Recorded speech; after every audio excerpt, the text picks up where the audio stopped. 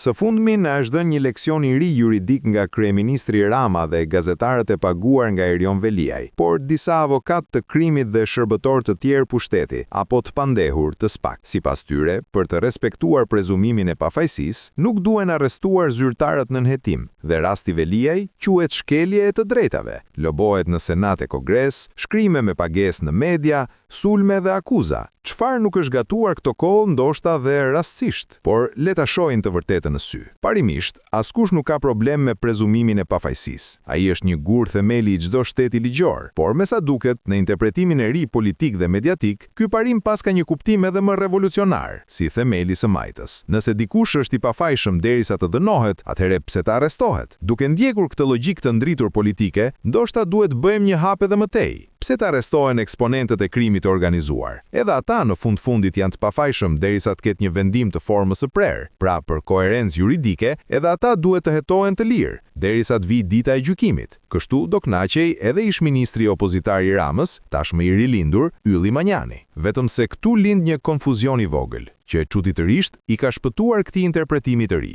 Prezumimi i pafajësisë është një parim që lidhet me fajësinë, ndërsa paraburgimi është një mas sigurimi që lidhet me rrezikun për të prishur provat, për të ndikuar dëshmitarët apo për t'u larguar nga drejtësia. Por ndoshta këto janë hollësi teknike të bezdishme të kodit procedurës penale të Shqipërisë, që Sokol Sadushi i di mirë, por ka dalë partizan duke e lëshuar veten fare po fare, se disa kohë mbajti mirë. Çfarë ka ndodhur do e shpjegojmë në ditët në vijim. Që t'jemi të qartë deri në fund, në realitetin e ri politik, duket se është shumë më e thjeshtë. Nëse arrestimi shqetëson pushtetin, atëherë problemi nuk është korrupsioni. Problemi është se drejtësia po e kupton ligjin gabim.